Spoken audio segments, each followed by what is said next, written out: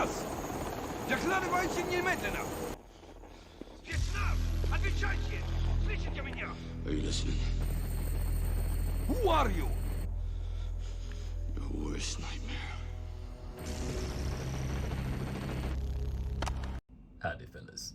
I just want to start off by saying that I considered doing this whole review of the Momentum UDT Black Ion 42mm in my Stallone voice, but the more I thought about it, the more I realized that I didn't want anyone to blow their brains out while watching it, so I'll speak like myself.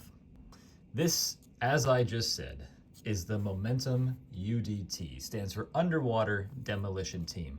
I just got it a couple days ago, and I couldn't be more pleased with it.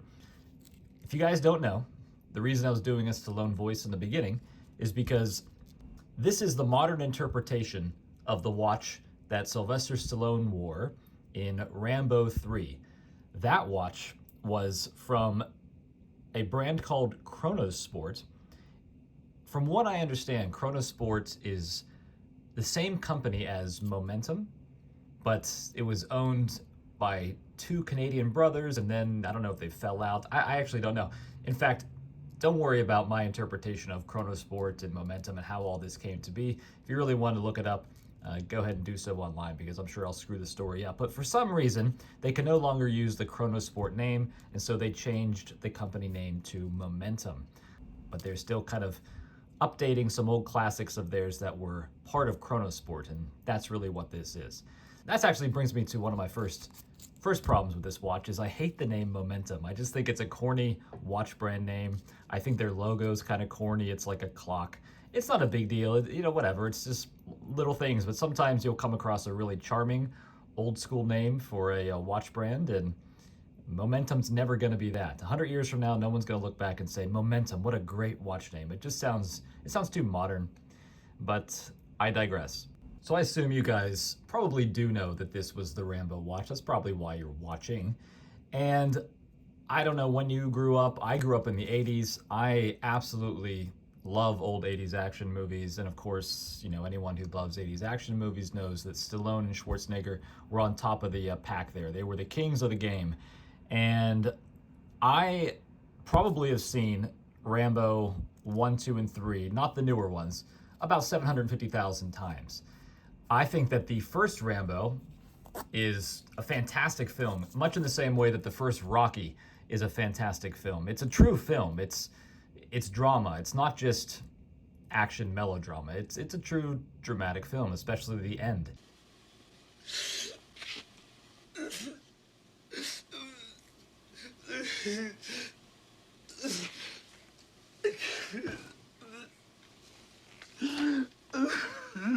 I mean, that's some serious acting there from Stallone. No one gives the guy any credit, but back in the day, in Rocky and First Blood, the guy could really act. The reason I started taking this off a minute ago is because I actually had the case back engraved by Momentum to say, "U.S. Nightmare." I thought that was a cool little thing, and as I mentioned in the unboxing video, my girlfriend absolutely hates Anna-Digi watches, and so I thought that this would be kind of my way of making fun of her for that, but also honoring Stallone and Rambo and, you know, America in the 1980s. So now if I misplace this watch, if I can't find it, I can say, "Hey babe, where's your worst nightmare?" And she can roll her eyes and not tell me that she has thrown the watch in the trash.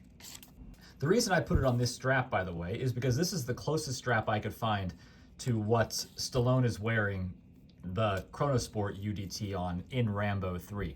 This is a marathon strap.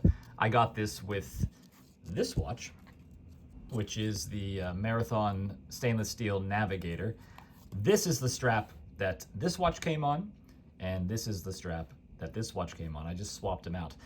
Momentum is calling this their hyper rubber strap. I actually quite like it. The only reason I even considered switching them up is because this doesn't fit my wrist. I would need to punch 2 more holes in it right here, which I haven't gotten around to doing yet. So eventually I'll do that, and maybe I'll swap them back and forth. But Momentum is actually talking about coming out with a stainless steel black ion plated bracelet for this watch. So I've kind of always wanted a PVD stainless steel tool watch with a PVD bracelet. Those aren't the most common things in the watch world, and so as soon as Momentum releases that bracelet, I'm probably going to buy it, depending on what it looks like, of course, but they'd have to really, really screw it up for me not to buy it. So as far as price goes, guys, this watch is now going for $369 on the Momentum website.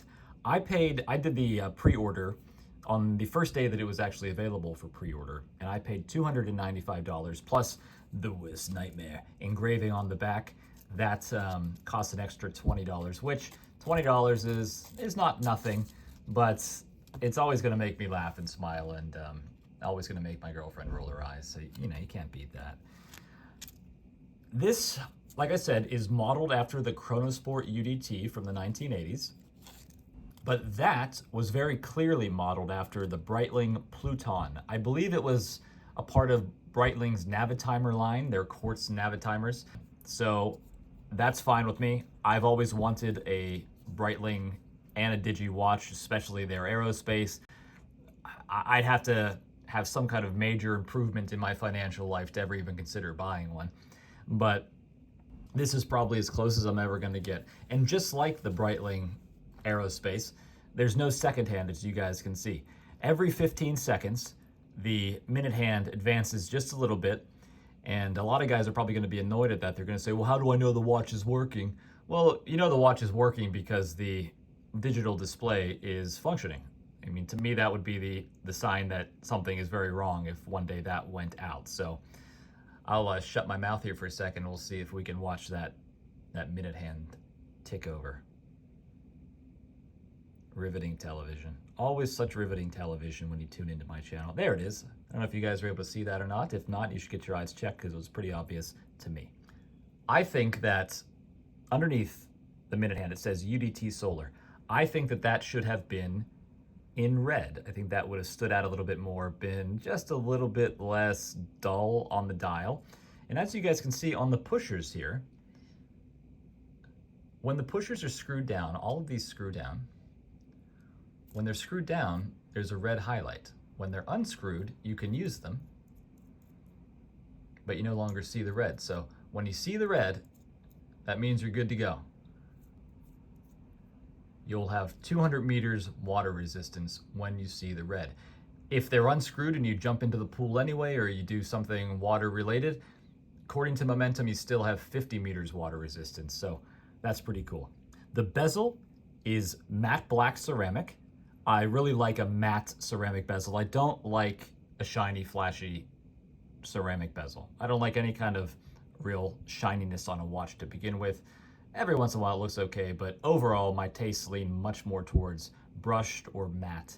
So this is right up my alley in that regard. Speaking of the bezel though, guys, this is, without a doubt, the best bezel action I've ever handled in my life. And I'm including, I've never owned a Rolex, but I have, checked them out at the dealers and all that crap, and Omegas and whatever else. Some nice watches I've handled in my time, plus some nice ones that I've owned, and I have never felt a bezel that is this satisfying to turn. It's just wonderful. It really feels springy. It's easy to turn, not too easy. There is just a real, that's the best word I can say. And a lot of guys are gonna think this sounds like a criticism. It's not. There's like a marshmallowiness to it. It's like the most satisfying tension. It just feels bouncy in a way. I don't know. It's great. It's everything that it should be.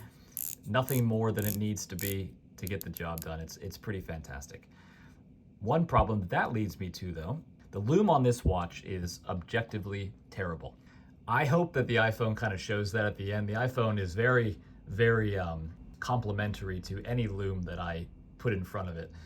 But just take my word for it, guys, and check out some other videos on this watch. Maybe they'll capture it better with a more manual camera than the iPhone. But it's just super disappointing. The hands are fine. Like I said, it's C3 Super Luminova. You'd think it would be good, but it's very, very dull on the indices, and it disappears almost immediately. And I have blasted it with light from a UV flashlight, and it's still just dull as can be. You would think if you were a small watch company trying to compete with the big boys like Seiko or the Swiss companies, Citizen, whatever, that you would know that the kind of guys that buy these kind of watches love lume. And if you can't get your hands on actual tritium tubes, something like that, oh my God, this watch with tritium tubes, oh, I just got an erection thinking about it, but oh well, that's not the way it is. It'd probably be a lot more expensive if they had them. But you would think you would cover the indices with as much lume as is physically possible. You would just plaster them with it. But so many companies don't. Another company that has the worst lume imaginable, this is not the worst lume imaginable. The worst lume imaginable is a watch video I did a couple of videos ago from a Chinese company called Biden. Literally, Biden. Check that video out if you want to see the worst lume ever. But that doesn't count because the watch was $11. It's the shittiest thing you can buy. But the brand Dan Henry, that's a pretty popular brand amongst guys nowadays. And my God, every watch I've owned from Dan Henry has such terrible lume that it annoyed me so much I had to get rid of the watch. Which reminds me, I was thinking this is the first PVD tool watch I've owned. That's not true. I used to own their Top Gun watch. It's a black PVD. It's supposed to look like the Porsche design chrono that Tom Cruise wears in the original Top Gun. I think actually he wears it in Top Gun Maverick as well. When we talk about size, guys, you know what we do. Whoosh. We bring out the size queen. The size queen loves to talk about size. That's her thing. She's a naughty girl. Case on this. Momentum says this is 42 millimeters. I disagree. I measured from here to here, 43.51. One of us is lying, I don't know who, but I doubt it's the Canadians, let's be honest. My calipers are probably just shit.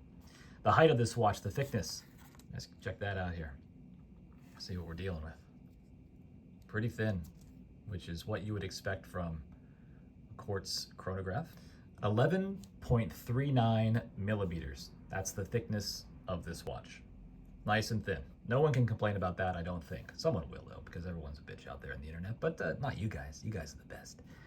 The lug width on this, 19.81 millimeters as far as my calipers go, so we'll just say 20 millimeters. That's what Momentum advertises it as. The lug to lug from here to here, Momentum says 47, my calipers say 48.01. So whatever, I have 6-inch wrists. I put this on, I'll show you guys a video of what it looks like when I'm wearing it. I think it looks fine to me, so all is well. The movement on this is a solar quartz. It's a Japanese solar quartz. So I trust the Japanese, ever since 1945, that is, the end of the war. Ever since then, they've been pretty good. So I can't complain too much about anything that I've ever owned that was made in Japan, that's for sure. Those guys are quality engineers over there, so if they make a solar quartz movement, I trust it. The warranty on this is 6 years, so Momentum trusts it too. Good enough for me, guys. 6 years is a long time. I haven't even been into watches for 6 years, so if I hang on to this and it's still ticking away at 6 years, I'll be very, very pleased. I was talking a little bit about the fact that the C3 lume is horribly applied. And again, Momentum knows that. They know what they did. There's no shame in it. I'm not criticizing them. It's just I'm stating facts, and it's really bad lume. No big deal. But something that does annoy me is that there's no backlight on the digital display. What does this work? It's a blue light. What does it do? Turns blue. I see. How come Casio can put a backlight on all of their watches, and like the F91W is, I don't know, what is that, 8 millimeters thick? They have a backlight. It's not a great backlight, but it definitely functions in the dark, and you know what time it is. I don't care what anyone says about it. It's a backlight. It works. The fact that this doesn't have a backlight, they could have just put another button over here or something, or made one of these operate as a backlight. I don't know. That's not my job to figure it out, but I just don't see why this shouldn't have a backlight. And if it adds another millimeter of thickness, well, so what? It adds another millimeter of thickness. I don't see how that's really a huge deal, but apparently they did.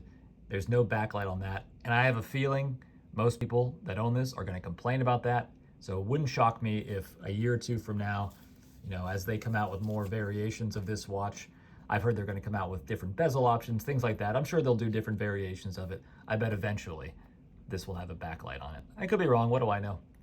But it would be a nice change. Another thing I think is this watch would look better. I said it would look better if UDT Solar, that text there on the dial, were in red. I think it would also look a lot nicer if the digital display had like an orange tint to it.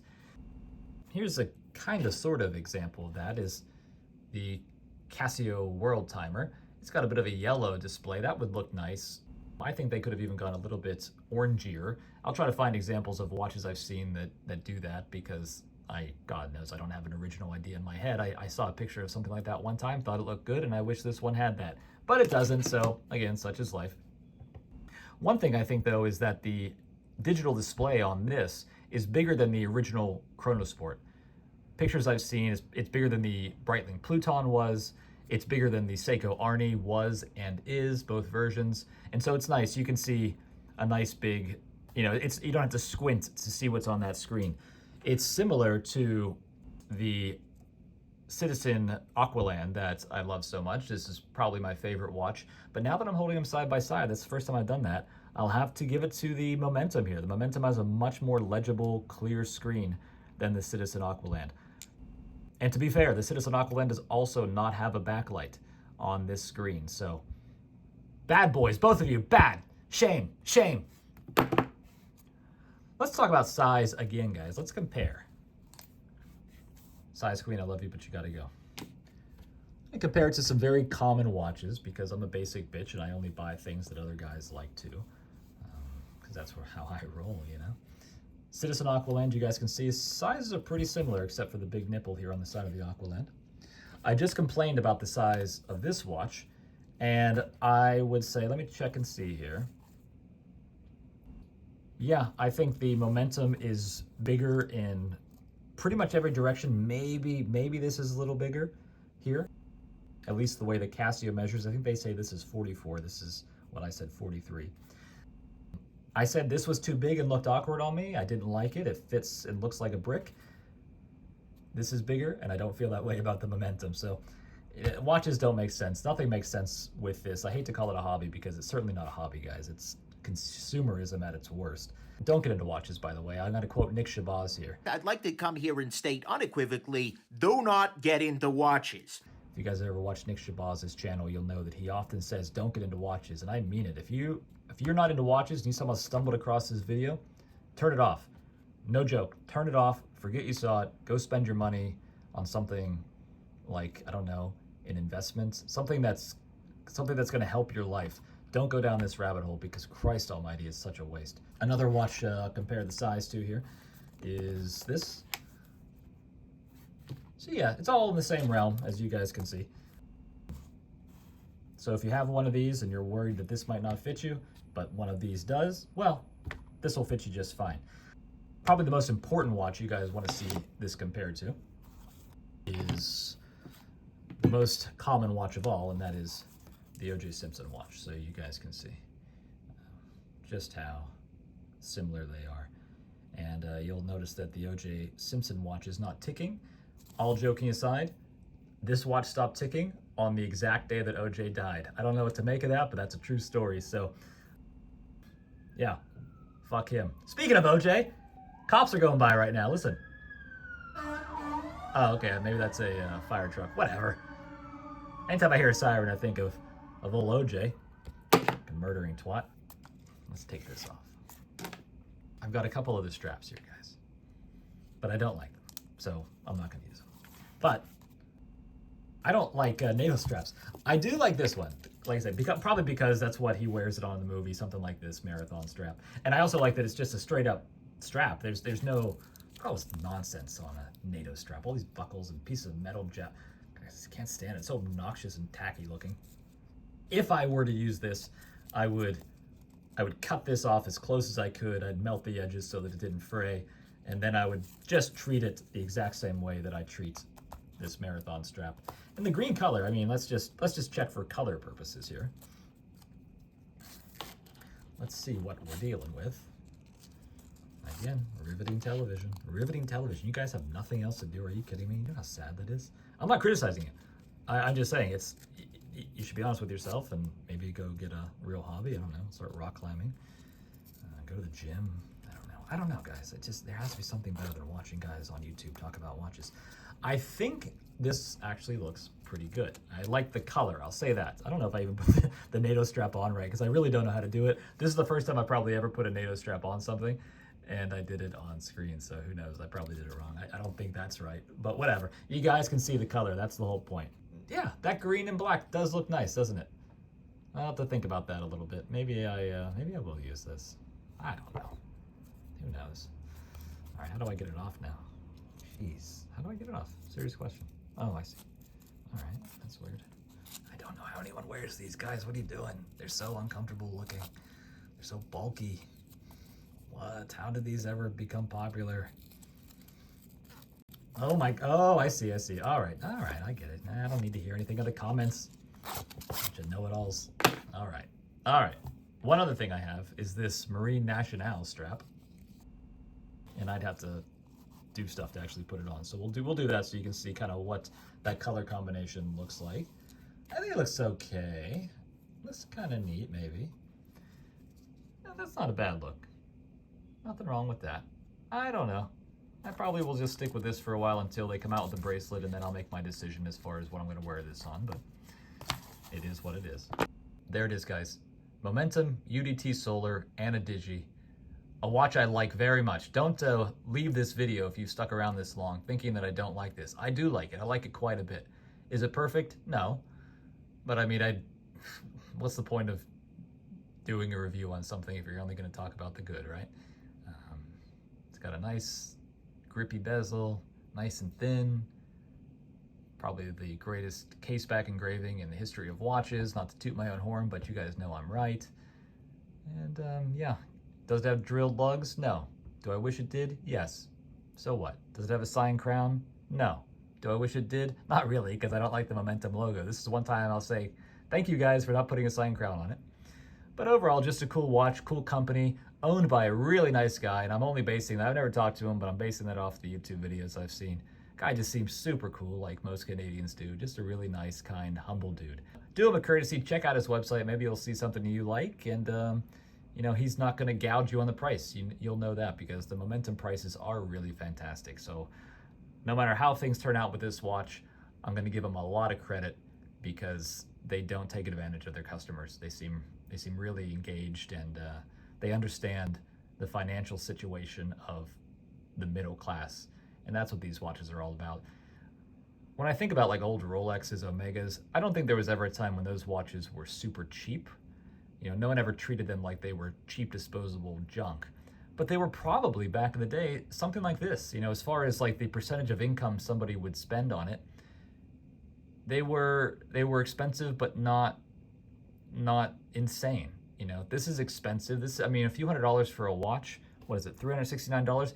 For most people in the world, that's a heck of a lot of money for a watch. And they'd think we were crazy spending it. But it's something that the common man can afford and is reliable, that common man can trust it for many, many years. You know, this is a working man's watch, if there ever was one. Honestly, I'd be very curious to know what the Chronosport UDT cost back in the 80s. I should look that up. If I can find it, I'll put it on the screen. Because honestly, it couldn't have been much less than the current prices, which is honestly amazing. That's an amazing thought to end this video on. All right, guys. Adios. Have a great week and take it easy. It's a long road when you're on your own, and it hurts when they tear your dreams apart. And every new town just seems to bring you down, trying to find peace of mind and break your heart.